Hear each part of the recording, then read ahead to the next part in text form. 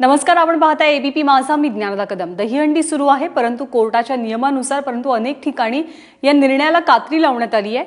असाच प्रकार घडलाय ठाण्यातल्या नौपाड्यामध्ये. जय जवान मंडळानं 9 थरांची सलामी दिली, मात्र यावेळी कुणालाही पोलिसांनी रोखलं नाही. पण कोर्टाच्या निर्णयाचा अवमान केल्याप्रकरणी मंडळावरती गुन्हा दाखल होणार आहे. गणेश ठाकूर आहेत आपल्यासोबत. गणेश, काय माहिती? तू स्वतः पाहिले असशील हे 9 थर. वर्ल्ड रेकॉर्ड होल्डर जय जवान गोविंदा मंडळ ठाण्याच्या नौपाडा इथं 9 थर लावून 11 लाखाचं बक्षीस घेण्याचा प्रयत्न तर करत आहेत. त्याचबरोबर या प्रयत्नामध्ये ते सुप्रीम कोर्टाच्या नियमांचं उल्लंघनही करत आहेत. ज्या प्रकारे सुप्रीम कोर्टाचे नियम आदेश आहेत की 20 फुटाच्या वर आणि 18 वर्षाच्या खाली कोणताही गोविंदा यात सामील नाही झाला पाहिजे. पण इथे पाहू शकतो आपण, त्यांनी 1 2 3 4 5 6 7 8 आणि हे 9 थर यांनी इथे लावले आहेत.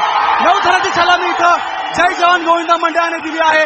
11 लाखाचं बक्षीस इथं गोविंदा म्हणजे जय जवान याला मिळालेला आहे. ज्या प्रकारे सुप्रीम कोर्टाच्या नियमांचं उल्लंघन यांनी इथं केलं त्याच्यावर कारवाई होऊ शकते. पण इथं 9 थर लावून सलामी दिली आहे आणि 11 लाखाचं बक्षीस जय जवान गोविंदा मंडळाने घेतलेलं आहे. आणि ज्या प्रकारे शिस्तबद्ध पद्धतीने वरती चढले होते त्याच प्रकारे खाली हे उतरताना आपण पाहू शकतो. नियमांचं उल्लंघन झालं आहे, पोलीस इथे उपस्थित आहेत, कारवाई होऊ शकते. पण त्याची त्यांना फिक्र नाही. इथे पाहू शकतो ह्या 9 थर लावल्यानंतर हे सर्व जे आहेत उत्साह बघा या सगळ्या गोविंदांचा. इथं पोलीसही उपस्थित आहेत, पण नियमांचं उल्लंघन केलेलं आणि या 9 थराच्या सलामीनंतर यांचा उत्साह इथं बघा कशा प्रकारे गोविंदाचे आहेत. इथं आपल्या 9 थराच्या सलामीचा जल्लोष करत आहेत. ज्या प्रकारे इथं कायदा भंग अशी ही हंडी होती आणि 9 थराच्या सलामीला 11 लाख रुपये देण्याचं आयोजकाने सांगितलं होतं. 9 थर इथे लावले आहेत आणि 9 थर लावून इथे सगळ्यांनी सलामी दिली आहे. या 9 थरासाठी जे नियमांचं उल्लंघन झालं आहे त्यांच्यावर कारवाई होऊ शकते. पण त्यांना त्याची फिक्र नाही.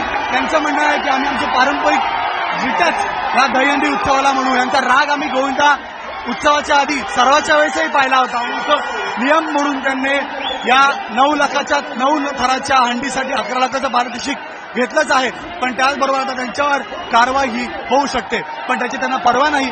त्यांचं म्हणणं आहे की आम्ही आमचा सण साजरा करू, आमच्यावर कारवाई झाली तरीही चालेल, पण हे पारंपरिक सण आहे, ही संस्कृती आहे, ते जपलं पाहिजे. आणि हेच म्हणून इथे 9 थराची सलामी दिली आहे आणि 9 थराचं पारितोषिक घेतलं आहे.